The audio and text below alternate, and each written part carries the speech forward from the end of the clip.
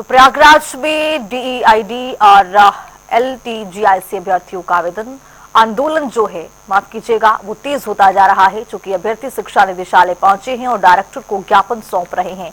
वह उन्होंने उम्र सीमा में 5 साल की छूट और बीएड अनिवार्यता में राहत की मांग की है। चेतावनी दी गई है कि अगर मांगे नहीं मानी गई तो आंदोलन उग्र होगा और धरना अनशन भी होगा। इस रिपोर्ट के जरिए देखिए जरा। लगातार अभ्यर्थियों का आंदोलन जारी, चाहे वो डीएलएड के छात्र हो या फिर एलटीजीआईसी के। फिलहाल यहाँ पर शिक्षा निदेशालय पर अभ्यर्थी पहुंचे हैं, प्रतियोगी छात्र। किन मांगों को लेकर आज आप लोग यहाँ पहुंचे हैं? लगातार आप लोग की मांगे क्यों पूरी नहीं हो पा रही, क्या इसके पीछे कारण है? देखिए, जो मांग हमारी सबसे महत्वपूर्ण मांग है इस समय, उत्तर प्रदेश का लाखों नौजवान बेरोजगार एक अदद नौकरी के लिए बिल्कुल परेशान है और फटेहाल जिंदगी गुजार रहा है। हम लोगों ने जो है 8905 पदों का अध्याचन उत्तर प्रदेश लोक सेवा आयोग को एलटीजीआईसी जीआईसी प्रवक्ता का भेजा गया था निदेशालय द्वारा, वह बल्क में अध्याचन भेजा गया था।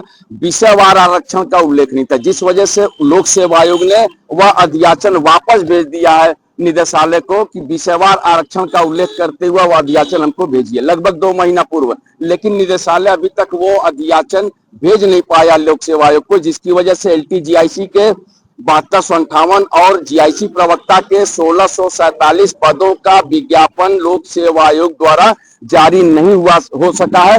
और इस विज्ञापन को लेकर उत्तर प्रदेश का नौजवान बेरोजगार टकटकी लगाए हुए कि वह विज्ञापन कब आएगा और आवेदन करके हम एक नौकरी पा सके। सरकार तो लगातार दावे कर रही है कि नौकरी दी जा रही है युवाओं को। दावे अब कागज पे दावे हो रहे होंगे तो उसको मैं नहीं कह सकता, मैं तो धरातल की बात कर रहा हूँ। एलटीजीआईसी पिछला 2018 में आया था, 29 जुलाई 2018 को परीक्षा हुई थी और 15 मार्च 2018 को इसका विज्ञापन आया था। आज 2025 में है, 2025 यानी लगभग 8 साल होने को जा रहे हैं और एलटीजीआईसी और जीआईसी प्रवक्ता का विज्ञापन अभी तक नहीं आया। तो इससे आप बेहतर समझ सकते हैं कि बेरोजगारों को कितनी नौकरी मिल रही है और दावों में कितनी सच्चाई है। 2018 बता रहे जिस तरह से आया था, अब आगे आप लोग की क्या मांग है, क्या रणनीति होगी? हम लोग धरना प्रदर्शन करते रहेंगे कंटिन्यू वीक सरकार। देखिए, धरना प्रदर्शन जारी रहेगा। और लोग से बात कर ले, जिस तरह से इसमें बीएड का भी एक मुद्दा था, उसको किस लेके आप लोग खड़े हैं? बीएड के लिए ये है ना, जैसे कि जीआईसी लेक्चरर के लिए ये बता दिया गया कि उनके लिए बीएड अनिवार्य होगा। तो ये भी एक हमारी मांग है कि कम से कम उनको एक अवसर जरूर दिया जाए, ताकि वो जो रातों रात वो निर्भर हो गए हैं, अयोग्य हो गए हैं, उससे उनको थोड़ी सी राहत मिल सके। ये भी एक होता है। क्योंकि आपसे आखिरी सवाल है कि जिस तरह से आप लोग यहाँ पर आए ज्ञापन दे रहे, अगर आप मांग पूरी नहीं होती तो किस तरह का आपका आंदोलन? लगातार आंदोलन करेंगे हम, आमरण अनशन, धरना प्रदर्शन, और जो भी संवैधानिक आधार पर हमारे पास जो अधिकार मिले हुए हैं उन अधिकारों का हम उपयोग करते हुए यहाँ पे शांतिपूर्ण तरीके से कार्यक्रम करेंगे। हमारी बहुत छोटी सी मांग है, एलटीजीआईसी जीआईसी प्रवक्ता का ई अध्याचन विषयवार आरक्षण का उल्लेख करते हुए आप लोक सेवा आयोग को अतिशीघ्र भेज दीजिए।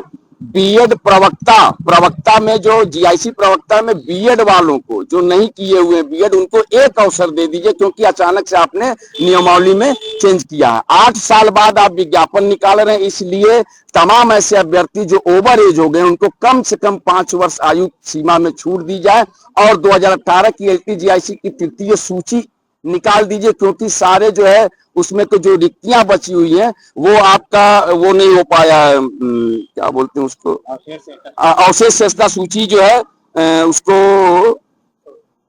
कैरी फॉरवर्ड नहीं किया गया है, कैरी फॉरवर्ड नहीं किया, इसलिए वह सूची निकाल कर दे दे और खंड शिक्षा अधिकारी का नया विज्ञापन भी वह जारी कर दे। इन्हीं मुद्दों को लेकर आज हम लोग मौजूद हैं। देखिए, जिस तरह से डीएलएड के छात्र हो चाहे एलटीजीआईसी के हो, उनकी मांग है कि विज्ञापन जो जारी हो, और साथ ही जो विज्ञापन अब जारी हो रहा है एलटीजीआईसी का, उसमें उनका कहना है कि जो समय सीमा आयु निकल गई है उसमें भी उनको छूट दी जाए, और जो अनिवार्य किया गया है बीएड के छात्रों कंपलसरी होना है उसमें भी छूट दी जाए। अगर उनकी मांगे पूरी नहीं होती तो उनका आंदोलन जारी रहेगा, आमरण अनशन करेंगे। संवैधानिक तौर पर जो भी उनके हक है उसको इख्तियार करते हुए उनका धरना प्रदर्शन जारी रहेगा। वीडियो जर्नलिस्ट आमिर के संग सैयद मोहम्मद आमिर, प्रयागराज।